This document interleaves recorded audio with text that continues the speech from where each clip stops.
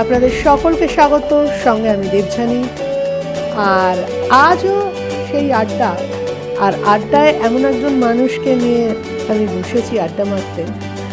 তিনি কিন্তু শুধু ছবি নয়, তার সঙ্গে আমরা অনেক কিছু পেয়েছি, ছবি পেয়েছি, মানে তার কাছ থেকে অনেক ছবি, ছোট পর্দা, তারপরে আপনার মঞ্চ নাটকও তাকে আমরা পেয়েছি। ইভেন যাত্রাতেও তার গতিবিধি ছিল ভীষণ সাবলীল।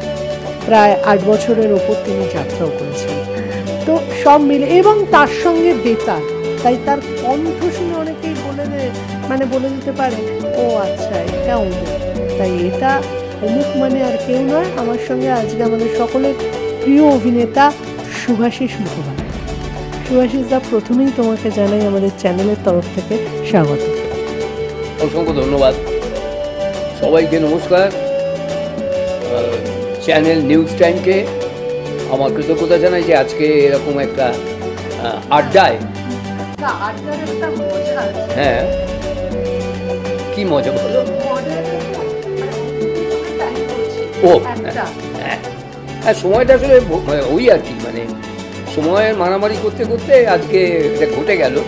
তো একটা সুন্দর আড্ডা মারবো বলে এসেছি দেবযানীর সঙ্গে। দেখা যাক কথা বলতে বলতে কি ঝুলি থেকে বেরিয়ে পড়তে। আরেকটা কারণ বলি, মানে শুভাশিসদা এখন আমাদের আমরা সবাই জানি যে বিভিন্ন কাজে ব্যস্ত থাকেন, তারপরে ওনার এখন আরেকটা জেলা হয়ে গেছে শান্তিনিকেতন, সেখানেও অনেকটা করে সময় থাকেন। তো সব মিলিয়ে যাই হোক, আজকের আমাদের আড্ডাটা মানে সব কিছু নিয়েই আর কি। কিন্তু সব কিছুর মধ্যেও যেটা প্রথমেই, যেটা এখন এই মুহূর্তে চলছে, তোমার একটা ছবি আবার শুরু হয়েছে, মানে চলছেই আর কি। সেটা হচ্ছে চালচিত্র এখন। আমরা সবাই জানি চালচিত্র এখন ছবি, যেটা অঞ্জনদার পরিচালনায়, শুধু পরিচালনায় এটা নয়, তিনি অভিনয় করেছেন এবং তিনি তার স্যারকে ট্রিবিউট করেছেন, অর্থাৎ মৃণাল সেনকে তিনি ট্রিবিউট করেছেন। আমাদের সঙ্গে আড্ডা মারতে মারতে কি বললেন জানো, এই ছবিটা আমার একটু আগে বানানো উচিত ছিল। আমি প্রশ্ন করলাম কেন, কিন্তু মৃণালদা দেখে কি বলতো, এটা আমার কাছে খুব জানার খুব ইচ্ছে হয়েছে। হ্যাঁ, ও বলেছে, আমাদেরকেও বলেছে যে আগে করলে। মৃণালদার রিয়াকশনটা ও পেল না, এবং অদ্ভুত ব্যাপার, ও নিজে মৃণাল সেনের চরিত্র অভিনয় করেছে। তারপরে সেটা আরেকটা বড় ব্যাপার, মৃণাল সেন সেটা আরও কীভাবে ওনাকে নিয়ে তৈরি ছবি, এবং অঞ্জন দত্ত নিজে মৃণাল সেন, সেটা উনি কীভাবে রিয়াক্ট করতেন, কতখানি অঞ্জন দত্তকে বকুনি দিতেন বা সহমত হতেন যে ঠিক করেছো এটা, সেইটা অঞ্জন দত্ত পেলেন না, সেটা ওর একটা খারাপ লাগা রয়েছে। কোথায় যেন এই ছবিটার মধ্যে দিয়ে উনি আবার আমরা পুরনো অঞ্জনদাকে ফিরে পেয়েছি। একেবারেই তাই, একেবারেই তাই। এবং মানে সেই প্রথম জীবনের রঞ্জন, সেইটা যেন কোথাও ফিরে আসে, যার জন্য ওর চরিত্রে যে অভিনয় করেছে তাকে দিয়ে একদম যেন মনে হয় ওর ওই প্রথম জীবন, ওর ওই থিয়েটার জীবন, ওর ওই বোহেমিয়ান লাইফস্টাইল, সবটা যেন ওর মধ্যে দিয়ে বেরিয়ে এসছে। এবং সেটা মানে আমি এটাও বিশ্বাস করছি যে ওর এটা করতে ভালো লেগেছে। এবং এখানে তো মৃণাল সেনকে যেমন ও ট্রিবিউট দিয়েছে, মৃণাল সেনকে যেমন আমরা অন্যভাবে আবিষ্কার করলাম, তেমনি অঞ্জনকেও আমরা অন্যভাবে আবিষ্কার করলাম এই ছবিতে। এবং ওর ছোটবেলা, ওর বেড়ে ওঠা, ওর চলচ্চিত্র জীবনটাও আমরা এর মধ্যে দিয়ে অনেকটা জানতে পারলাম। কারণ যেটা জানতাম না, অনেকেই জানতাম না, ওর চলচ্চিত্র জীবনটা, ও কীভাবে বড় হলো চলচ্চিত্রে, ওর বেড়ে ওঠা, ওর থিয়েটার জীবনটা, সেইটা এই ছবি থেকে সেটাও আমরা জানতে পারি। সেটাও একটা বড় প্রাপ্তি দর্শক হিসেবে আমাদের কাছে। সর্বোপরি যেটা জানতে চাইবো, তুমি যে চরিত্রটা করেছো এইটা কিভাবে ঘটলো, মানে এই জার্নিটা তোমার কাছে একটা নতুন জার্নি ছিল? একেবারেই নতুন জার্নি। কারণ আমি যে চরিত্রটা করলাম, চরিত্রের নাম মানে অরিজিনালি তিনি মুকুলবাবু। মুকুলবাবু হচ্ছে মৃণাল সেনের ম্যানেজার, এবং মুকুলবাবু ছাড়া মৃণাল সেন প্রায় অচল। মৃণাল সেনের ইউনিটের সমস্ত ভার থাকতো মুকুলবাবুর ওপর। তো আমার দুর্ভাগ্য, আমি মৃণাল সেনের সঙ্গে কোনো কাজ করে উঠতে পারিনি কোনোদিন। আমিও তাকে সাহস করে বলতে পারিনি যে আপনার ছবিতে কাজ করবো। আর মৃণালবাবু আমায় কোনোদিন বলেননি যে তুমি আমার ছবিতে একটা পাঠ করো, একটা অভিনয় করো। রাজবাড়ির মানুষ ছিলেন, ওরকম পার্সোনালিটি আমি ভয় পেতাম রীতিমতো। কিন্তু ওরা একসঙ্গে পরিচয় ছিল, দেখা হতো বিভিন্ন জায়গায়, দেখা হলে কথা বলতেন, এই পর্যন্ত। তারপরে মৃণাল সেনের নিজের অন্য মানুষদের সঙ্গে আমার কোনো যোগাযোগ ছিল। তো যখন অঞ্জন দত্ত আমার ডাকলেন, ফোন করে একদিন ডাকলেন, সুভাষিস আমি একটা ছবি করছি, তোমার চরিত্র করতে হবে, তুমি এসো বাড়িতে। তো বাড়িতে গেলাম। এর আগেও ওর সঙ্গে আমি কাজ করেছি, আর একটা ভালো চরিত্র করেছিলাম, অসম্ভব ভালো, দত্ত ভার্সেস দত্ত। সেটাও একটা অসাধারণ চরিত্র আমার দিয়েছে।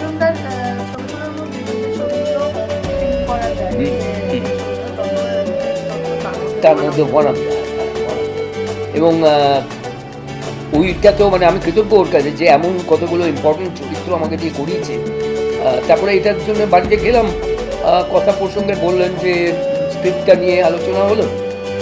তারপরে বললেন যে মুকুলবাবুটা তুমি করবে। বললাম তো মুকুলবাবুকে তো আমি জানি না ঠিকই, শুধু আমার দায়িত্ব, আমি বুঝি দেবো মুকুলবাবু কে কি বলে। একদিন আমাকে ডেকে আবার মুকুলবাবু সম্পর্কে একটা ব্রিফ দিল, এবং তাতে জানতে পারলাম যে মুকুলবাবু ছিলেন মৃণাল সেনের মানে প্রায় অভিভাবকের। মৃণাল সেনের খাওয়া দাওয়া, মৃণাল সেনের ওষুধ খাওয়া, কোথায় সেটা রয়েছে, কোনখানে তিনি কোন জিনিসটা রেখে দিয়েছেন, এই সব কিছু ওই মুকুলবাবু নকলদা করে থাকে। এবং মৃণাল সেন মুকুলবাবু ছাড়া অচল, এইটা যেমন জানতে পারলাম। এবং তারপরে মৃণালবাবু মুকুলবাবুর ওপরে প্রোডাকশনের দায়িত্ব ছেড়ে দিয়ে নিশ্চিন্ত থাকতেন। এবং সেই সঙ্গে এটাও জানতে পারলাম যে অঞ্জন দত্তকে মুকুলবাবু ভীষণ ভালোবাসতেন, ভীষণ ভালোবাসতেন, ভালোবাসতেন, অ্যাট দ্য সেম টাইম ভীষণ গোপনীয় দিতেন, শাসনে রাখতেন একদম। কেননা উনি বুঝতে পেরেছিলেন কোথাও যে এই ছেলেটা একদিন ভালো অভিনেতা, বড় অভিনেতা হবে, এর মধ্যে সে ক্ষমতাটা আছে, আমার যেটা স্টাডি করে মনে হলো। এবং তার ফলে অঞ্জন দত্তকে প্রায় চোখে চোখে রাখতেন এবং খুবই স্নেহও করতেন। তো এইরকম একটা চরিত্র, যে মানুষটার একটা প্রোডাকশনের উপরে বিরাট দায়িত্ব, অভিভাবকের মতো। তো ওই আর কি, তারপরে আস্তে আস্তে অঞ্জন দত্ত স্ক্রিপ্টটা পড়ে ওর কাছ থেকে ব্রিফটা নিয়ে আমার মতো একটা কল্পনা তৈরি করে, যেহেতু ওনাকে চোখে দেখেনি, চরিত্রটা দান করালাম। ভালো হয়েছে কি মন্দ হয়েছে দর্শক বলবে। তার মধ্যে বোঝাই যাচ্ছে যে আমাদের দ্য কফি টাইম, মানে এই কফি টাইম আড্ডাটা কিন্তু জমছে আর কি। মানে তুমি কফিটা একটু খাও, তুমি তো একদম মানে কফিটা খাচ্ছি, খুবই ভালো কফি, দ্য কফি টাইম। সেখানে বসে নিউজ টাইমকে ইন্টারভিউ দিচ্ছি, ভাবতে পারছেন টাইমটা কিরকম কাটছে আমার। আমাদের কাছে হাজার ছবি একটা আলাদা লাগে। মানে এই ছবিটা তোমার কাছে সুমনদার ছবি, এটা নিয়ে আমাদের আগেও আড্ডা হয়েছে। কিন্তু মজার জিনিস হচ্ছে যখন এই ছবিটা তুমি করেছিলে তখন যেন তুমি আগে ইন্টারভিউ দাওনি, তুমি পরবর্তীকালে এই ছবি নিয়ে যা বলেছো। সাম্প্রতিককালে একটা জিনিস লক্ষ্য করছি, বারবার নয়, তোমার মহালয়ার মানুষের একটা ভীষণ কিউরিওসিটি। মানে ছবি, অনেক ছবি হয়, অনেক চরিত্র হয়, কিছু কিছু ছবির চরিত্র যেন আজীবন মানুষকে বই দিচ্ছে। এই ছবিটা বলে তোমার একদম। আমি যে মানুষটির চরিত্রে অভিনয় করেছি, একজন কি বলবো মানে মহান ব্যক্তিত্ব, ওই রকম একজন মানুষ যিনি আমাদের ছোটবেলাটা একেবারে আঁকড়ে ধরে আছেন, বা আমরা তাকে আঁকড়ে বেঁচেছি, বাঁচি, বাঙালি হিসেবে গর্ব করি ওই মানুষটার জন্যে। শুধু ওই মানুষটা না, ওই মহালয়ার ছবিতে যাদের নিয়ে মহালয়ার ছবিটা, তাদের প্রত্যেককে ঘিরেই আমরা বাঁচি। হ্যাঁ, বললেন একদম একদম, মানুষরা, শিল্পী বা মানুষ যাই বলো, তারা কাজ করেছেন। আমি অভিনয় করেছি বীরেন্দ্র কৃষ্ণ ভদ্রের ভূমিকায়। সেখানে পঙ্কজ মল্লিকের চরিত্র ছিল, বাণী কুমারের চরিত্র ছিল, হেমন্ত মুখোপাধ্যায় ছিলেন, এবং সর্বোপরি উত্তম কুমার ছিলেন।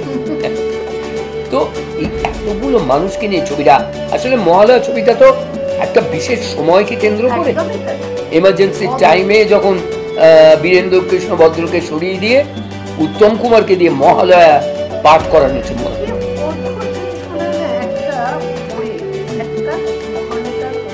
ঠিক, আরে বাঙালি যেন নিশ্চয়ই ওই অনুষ্ঠানটা নিশ্চয়ই। ছাড়া আমার তো মাঝে মাঝে মনে হয় এই অনুষ্ঠানটা শুধু যে বাঙালির কাছেই প্রিয় তা না, আমার মনে হয় বাঙালিদের কাছে। কারণ হ্যাঁ, এই গানের সুরগুলো এমন ভাবে টানে, যদি কথা তারা নাও বুঝতে পারেন, তাদের কাছে সুরটা ভীষণ মানে মনে গেঁথে যায় এবং নিশ্চয়ই তাদের আকর্ষণ করে। এবং এই আমাদের ছোটবেলার তো আমাদের ছোটবেলা কেন, মানে একটা পার্টিকুলার দিন আমাদের ঘুম ভাঙতো, বা এখনো ভাঙে, এখনো শুনি। ওই মহালয়ার দিন ভোরবেলা 4টের সময় আকাশবাণীর সিগনেচার টিউনটা বাজলো একদম, এবং তারপরে সেই বীরেনবাবুর কণ্ঠ আশ্বিনের শারদ প্রাতে, এই যে শুরু হলো, কাঁটা দিচ্ছে, মানে এই আমাদের একদম আজও জড়িয়ে রেখে দিয়েছে, আজও স্মৃতির মণিকোঠা রয়েছে। এবং আমি সত্যি বলছি, এখনো ভোরবেলা ও মহালয়ার দিন 4টের সময় ওটা শুনি, এখনো শুনি। এবং ওই মহালয়া শুনলেই না মনে হয় এই পুজো আসছে। ছোটবেলা থেকে তো তোমার অভিনয় জীবন শুরু হয়ে গেছে, মানে স্কুলে পড়াকালে আমার অভিনয় তো শুরু হয়েছে মঞ্চ দিয়ে, মানে আমার স্কুল থেকে। আমি তখন ক্লাস 4-এ পড়ি, স্কটিশ চার্চ কলেজের স্কুলের ছাত্র আমি। নর্থ ক্যালকাটা, আমি বেসিক্যালি নর্থে ছিলাম, আমার জন্ম নর্থে, উত্তরপাড়া হাতিবাগান অঞ্চল, দর্জিপাড়া অঞ্চল আমার জন্ম। ওখানে ছিলাম মুদিলেন বলে একটা রাস্তা আছে, সেইখানে আমার বাড়ি। এবং সেখান থেকে বড় হয়েছে, স্কটিশে পড়াশোনা করেছি, পরে জয়পুরিয়া। তো আমার অভিনয় জীবন ওই স্কুল থেকে ক্লাস 4। এবং অ্যাট দ্য সেম টাইম আমার পাড়াতে একটা নাটকের দল, ক্লাব ছিল, উত্তর কলিকাতা সেবা দল। তাদের ওখানেও আমাদের পাড়াতে ওই কালী পুজো হতো, এবং কালী পুজোর দিন হতো না, তার আগে বা পুজোর পরের দিন একটা নাটক হতো। সেইখানেও আমার প্রায় হাতে করি ছোটবেলা। তো এইটা সাইমালটেনিয়াসলি চলছিল, এবং স্কুলের নাটকে প্রাধান্য পেয়ে যায়, কারণ হচ্ছে প্রত্যেক বছরই আমাদের স্কুলের জন্মদিনে একটা করে অনুষ্ঠান হতো কলকাতায়। তখন কলকাতায় মানে উত্তর কলকাতায় তখন থিয়েটারের রমরমা, একদিকে স্টার থিয়েটার, একদিকে Rangmahal Theatre, Biswarupa Theatre, Minerva Theatre, Kashi Biswanath মঞ্চ, পরে রঙ্গনা থিয়েটার, তারপর সরকারিনা, পরে বিজন থিয়েটার, মানে রমরম করছে থিয়েটার। আমাদের ছোটবেলায় তখনও বিজন থিয়েটারও আসেনি, কিন্তু অন্য থিয়েটারগুলো তখন আস্তে আস্তে তৈরি হয়েছে। বিশেষ স্টার, রংমহল, বিশ্বরূপা তো ছিল। তো আমাদের স্কুলের অনুষ্ঠানটা প্রত্যেক বছর হতো বিশ্বরূপাতে, এবং ওই জন্মদিনের উপলক্ষে ওই জন্মদিনের দিন নাটক হতো। আমি যখন ক্লাস 4-এ, আমার সহপাঠী কাঞ্চন ভট্টাচার্য, ওই আমাকে প্রথমে এসে বললো, ইয়েতে নাটক হবে, অনুষ্ঠান হবে, আমাদের নাটক করবি একটা, বড়রা বলছে করতে। আমি যখন করি ক্লাস 4, আমি কি বুঝি তখন নাটকে, কাঞ্চন বা কি বুঝতে জানি না। এই আমরা দুজনে মিলে আমাদের ছোটদের নাটক, কাঞ্চনই ডিরেকশন দিল, কাঞ্চন, আমি আর আমার দুই বন্ধু, আমাদের ক্লাসমেট ছিল, আমরা 4 জনে মিলে একটা নাটক করে মঞ্চে নেমে পড়লাম। এই শুরু হয়ে গেল, লোকে বলছে ভালো হয়েছে, ভালো হয়ে গেল। পরের বছর কাঞ্চন আবার বললো যে চল, আবার বলছি নাটক করি, আবার চলে। তবে আমার আজকে সত্যিই কষ্ট লাগে যে কাঞ্চন আমাদের ছেলে দীর্ঘদিন বহু বছর হয়ে গেল, ওকে খুব মিস করি। কাঞ্চনের হাত ধরেই প্রায় আমার নাটকে আসা, এবং ওই আমার পাড়ার যে দাদা ছিলেন নাটকে ডিরেকশনের কল্যাণ ভট্টাচার্য, কাঞ্চন, এদের দুজনে হাত ধরেই মূলত ছোটবেলা থেকে থিয়েটারে আসে। বাবা ভীষণ ভালো আবৃত্তি করতে পারতেন, বাবা মাও আপত্তি করতেন না নয়, কিন্তু ছিল যে ওই পড়াশোনা করে যা কিছু করো, পড়াশোনাটা করো। তো আমার আর কি বলবো, পড়াশোনার থেকে এদিকে নেশা হয়ে গেল, থিয়েটার টানতে লাগলো, অভিনয় টানতে লাগলো, এইখানেই মন প্রাণ নিবেদন করলাম। আসতাম, তার কারণ হচ্ছে আমি তখন সাউথে আসতাম, আমি তখন যোচন দস্তিদারের দলে অভিনয় করতাম, ঢুকে গেলাম, সেটাও ইন্টারেস্টিং। অল্প বয়সে আমি যোচনদার ওখানে ঢুকেছি তখন ক্লাস 9, 10, 11, 3 বছর আমি যোচনদার ওখানে ছিলাম।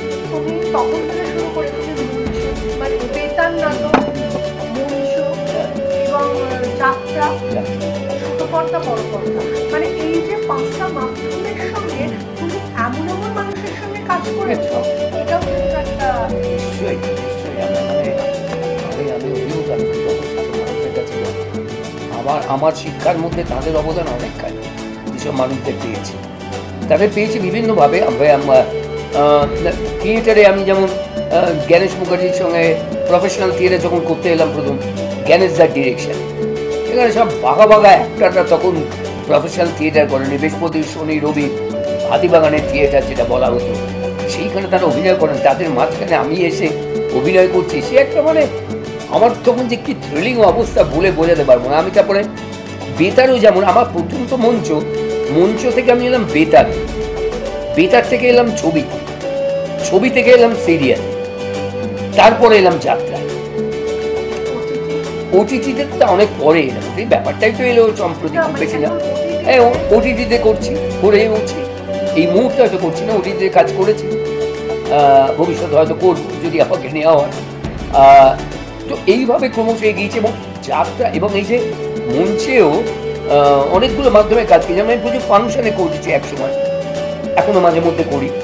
ওয়ান ওয়াল থিয়েটার বলে তখন একটা থিয়েটার ছিল, প্রায় সেটা যাত্রাই বলা হতো, কিন্তু থিয়েটার থেকে বেরিয়ে গিয়ে কিছু মানুষ ওই থিয়েটারটাই করতেন, সেটাকে তখন বলতেন ওয়ান ওয়াল থিয়েটার, সেটাও করেছি এক সময়।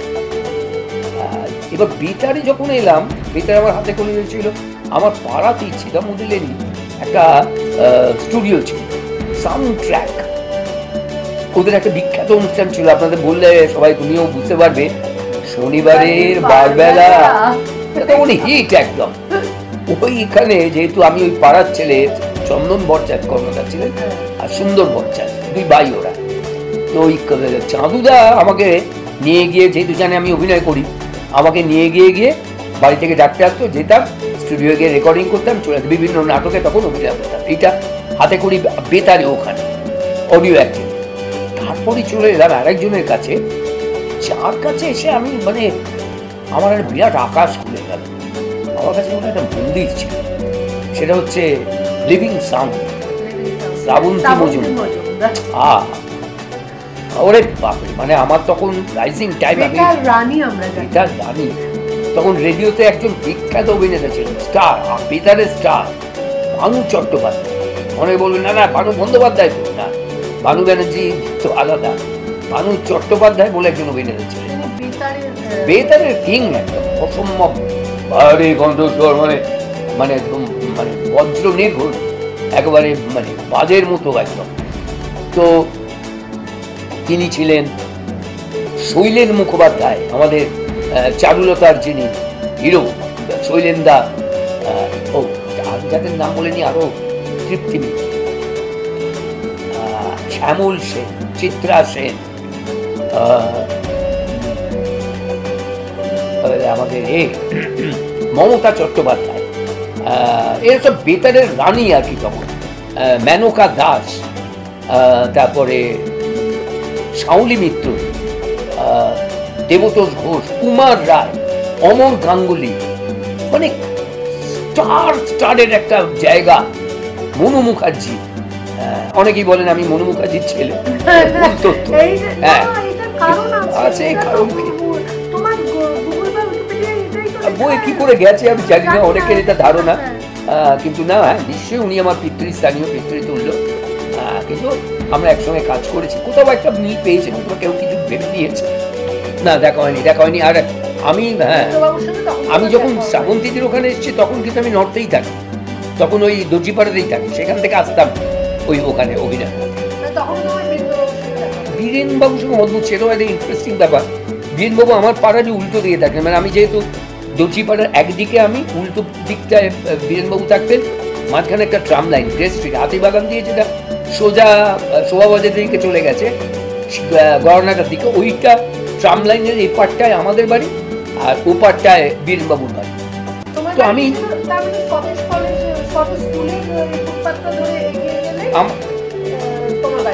না, আমার বাড়িটা ঠিক স্কটিশ স্কুলের উল্টো দিকের রাস্তাটা, এবার আমি ওই ভেতর দিয়ে, আমাদের বাড়িটা দিয়ে চারদিক দিয়ে যাতায়াত করা যেত, তো ওই দিক দিয়ে গিয়ে বীরেনবাবুর বাড়ির পাশ দিয়ে আমি প্রায় যাতায়াত করতাম সুযোগ পেলেই, শুধু ওই একবার মানুষটাকে দেখবো বলে, চোখে চোখে যদি দেখতে পাই, বাড়ির দিকে তাকাতাম, দেখতাম, জানলায় যদি দেখতে পাই, দরজায় যদি দেখতে পাই, কোনোদিন দেখতে পাই।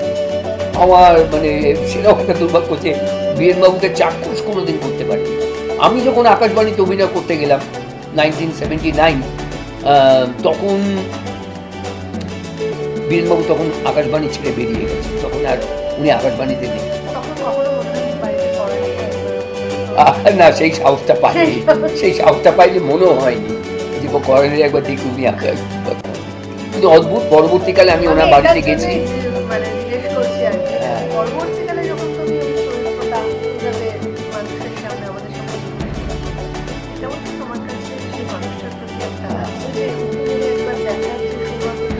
সেটাই, ঠিক ঠিক ঠিক তাই, ঠিক তাই। ওটাও এবং আমার মানে সত্যি আমি উনি থাকাকালীন ওনার বাড়িতে যেতে পারিনি, কিন্তু ওনার চরিত্রে অভিনয় করতে গিয়ে আমি ওনার বাড়িতে গেছি, ওনার বড় মেয়ের সঙ্গে কথা বলেছি, বাড়ির লোকজনের সঙ্গে। তখন মনে হচ্ছিল যে উনি থাকলে এখানে এসে ওনার সঙ্গে কথা বলতে পারলে কত ভালো লাগতো। সেটা হয়নি, কিছু করার নেই আমার, সবই সময়ের ব্যাপার। তো সেই সময়ে ঠিক আছে, কিন্তু তবু ওনার চরিত্রে অভিনয় করতে পেরেছি, এটাই আমার কাছে অনেকখানি পাওয়া।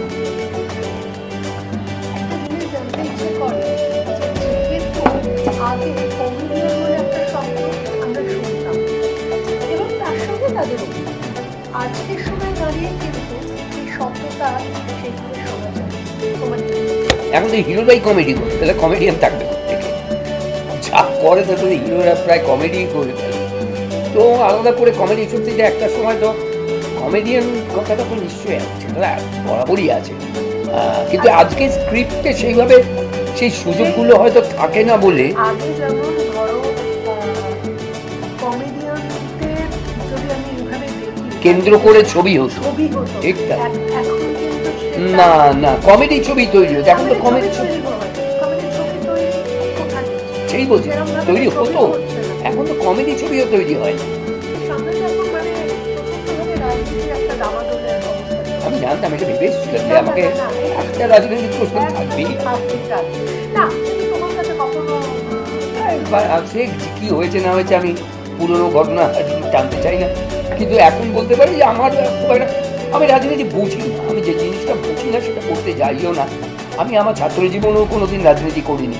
আমাদেরকে বলো তো, আমরা কলেজ লাইফ থেকে ছাত্র রাজনীতি করতাম, তো আমি সেটাও কোনোদিন করিনি, আজকেও পরবর্তী সময়ে এসব করিনি, আজকেও রাজনীতি করি না, রাজনীতি বুঝি না, রাজার নীতি নিয়ে আমার কোনো দরকার নেই, মাথা ব্যথা।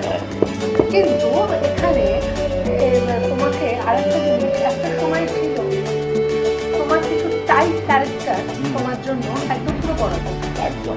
হ্যাঁ, বাংলা ছবির আমরা যদি একটা এরাকে ধরি, একটা ধরতে দেখি যে প্রসেনজিৎ চট্টোপাধ্যায়ের বন্ধু মানে যে গঠন থাকে তার মধ্যে সুভাষিস রায়, কিন্তু এই মানে কিন্তু তোমাকে এমন চরিত্র পরবর্তীকালে অফার করলেন যে চরিত্রগুলো কিন্তু তার আগে থেকেই আমরা সুভাষিস মুখোপাধ্যায়ের অভিনয় সম্বন্ধে সকলেই জানি, কিন্তু সেগুলো তোমার জীবনে কত বড় ল্যান্ডমার্ক।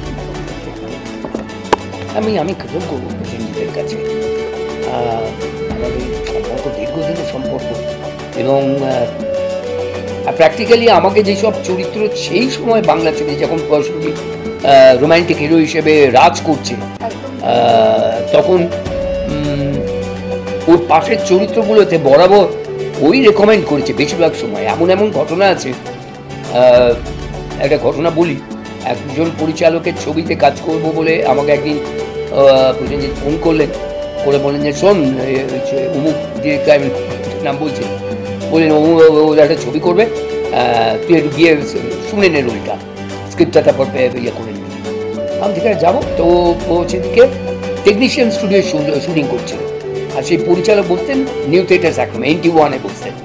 তা বলে চলে যা, গিয়ে কথা বলে নে, নিয়ে আমি গেলাম NT1 গিয়ে স্ক্রিপ্টটা শুনলাম, ওনার কাছে চরিত্রটা শুনে নিলাম, উনি আমাকে বোঝালেন। শোনার পর আমার কীরকম মনে হলো, হ্যাঁ আমার ভালো লাগছে এই চরিত্রটা, হ্যাঁ আমি একটু কিরম হয়ে আছি, চুপ করে আছি। তার ডিরেক্টর আমায় বললেন যে কি তোমার ভালো লাগলো, না এটা ছেড়ে দাও আমাকে, হ্যাঁ এইটা এরকম বলেছি, মন চুপ করেছে। হঠাৎ আমায় বললেন ওটা করবে না? তুমি জানো এটা বুম্বা লিখতে বলেছে, তোমার জন্য এই চরিত্রটা লেখা হয়েছে। আমি না মানে বলা, হ্যাঁ আমি জানি না, আমি বুম্বাকে বলবো তুমি গান। ঠিক আছে না, আমি সোজা এলাম টেকনিশিয়ান, পাশে টেকনিশিয়ান 81 দুটি পাশাপাশি স্টুডিও। এবার আমি স্টুডিও টেকনিশিয়ানে এলাম, ও তখন শুটিং করছিল। আমার বললো যে কিরে শুনেছিস? আমি শুনলাম। আমার কি ফোন করছিস? আমার ভালো লাগে, ভালো লাগে। আমি না, আমি একে বললাম যে করবো না, করবি মানে না। তারপর বললো তো এটা তুমি বলেছ, তোর জন্য লোনটা লেখালাম আর তুই বলছিস করবি না। ও ওখানে চেঁচাচ্ছে, বলো এই আস্তে আস্তে কি হচ্ছে, লজ্জা করছে না তো, করবি না বলছিস, কি হয়েছে তোর? আরে তুই চিন্তা করছিস কেন? ছবিটাতে আমি প্রসেনজিৎ, রচনা হিরোইন। বললো তিনটেই তো চরিত্র, তুই আমি রচনা মিলে তৈরি করে নেব, ওটা তো আমাদের ওপর ছেড়ে দে না, তুই হ্যাঁ বল। হ্যাঁ বলবো, বলছি না হ্যাঁ বলতে, আমি লেখালাম তুই এখন না কর বুঝছি। আমি বাদ দৌড় আবার 81-এ গিয়ে, ডিরেক্টর ছিলেন তখন, আমরা কি বলার মধ্যে কি হলো, ও বুঝতে পেরেছে। আমরা না ঠিক আছে করবো, করবে কে বুম্বা বললো বুঝছি। তো সেটা আবার ম্যাড্রাসে শুটিং করেছিলাম পুরো ছবিটা। এ মানে হিলারিয়াস, খুব মজার ছবি ছিল। প্রসেনজিতের ডাবল রোল ছিল, দারুণ। তো এইরকম বেশ কিছু চরিত্র ও আমার জন্য তৈরি করেছে এবং বলেছে যে না এটা সুভাষিস করবে, সুভাষের চলবে। এই জন্য আমি করতে পারবো। এবং প্রসেনজিতের সঙ্গে অনেক ছবির স্রষ্টা যিনি, তার কাছেও আমি খুব কৃতজ্ঞ। তিনি আমাকে এত ভালো ভালো সব চরিত্র দিয়েছে, মানে এত ছবিতে কাজ দিয়েছেন। তিনি স্বপন সাহা, আমি স্বপন সাহার কাছে কি কৃতজ্ঞ, কারণ আমাকে কমেডিয়ান হিসেবে চিনিয়েছেন স্বপন সাহা। বাংলা ছবিতে ভালো করে থাকি, মন্দ করে থাকি, যেটাই করে থাকি না কেন, তার সেই ভালো মন্দের দায়টা আমার, কিন্তু যে মন্দ করে থাকি তার দায়ও আমার। এবং ভালো করে থাকলে খানিকটা আমার, খানিকটা চিত্রনাট্য, খানিকটা পরিচালক, তাদেরও ভাগ আছে, কিন্তু মন্দটা পুরোপুরি আমার দায়িত্ব ছিল। স্বপনদা যে আমাকে কত ছবি দিয়েছে, মানুষটা এখনো পর্যন্ত 105টা ছবি করেছে, ইটস এ ওয়ার্ল্ড রেকর্ড। 105টা ছবি, তার মধ্যে স্বপনদা আমাকেই 55টা ছবি দিয়েছে। 55 films with one director as a comedian. এটাও হয়তো রেকর্ডই হবে, কেউ করেছে বলে আমার জানা নেই। আর সর্বোপরি যেহেতু আমরা তোমার ছবি বা নানা রকম নিয়ে কথা বলছি, অ্যাকচুয়ালি সেই সুভাষিসদের অবস্থাটা হচ্ছে, আমরা কথাই বলি না যে পুলিশের ছুলে 18 ঘা, আর সেরকমভাবে রাজনীতির প্রশ্নটা যেই এসেছিল, মানে আমি জানি ও এটা ছবি আমাকে, কারণ সুভাষিসদার বন্ধু বান্ধব, এই যে রচনা, সব তো সুভাষিসদার বন্ধু, মানে কাজের ক্ষেত্রে বন্ধু বান্ধব অনেক ছোট, কিন্তু যাই হোক তাদেরকে একটা শুভেচ্ছা তো জানাবে। রচনা রয়েছে, লকেট আছে, দেব আছে, কাঞ্চন আছে। কাঞ্চন বলছে এবার ইলেকশনে নেই, হ্যাঁ বিধানসভায়, মানে রাজনীতিতে গেছে যারা। তারপরে জুন আছে, শতাব্দী আছে, এবং তারপরে ওদিকে আমাদের আরেক বন্ধু নেমেছে, দেবদূত ঘোষ আছে, আরেক ভাই। তো এরা সবাই নিশ্চয়ই আমার শুভেচ্ছা আমার সবসময় এদের প্রতি রয়েছে। এরা আমাদের সহকর্মী, এরা রাজনীতি করছে, ঠিক আছে, এদের প্রত্যেকের প্রতি আমার ভালোবাসা আছে এবং নিশ্চয়ই আমার শুভেচ্ছা আছে। আমি চাইবো সবারই ভালো হোক, সবাই থাকুক, কিন্তু সেটা সম্ভব হয় না। তবু চাইবো যে এরা থাকুক, এদের প্রত্যেকের ভালো হোক। এই একটা কথা বলতে পারি, মানে সুভাষিসদা মানেই আমরা জানি আরও অনেক ভালো চরিত্র, যেখানে উনি আমাদেরকে অন্যভাবে উপহার দেবেন। তাই এইটুকুন বলতে পারি, দ্য কফি টাইমে এই আড্ডাটা কিন্তু আমাদের অবশ্যই জমে উঠেছিল।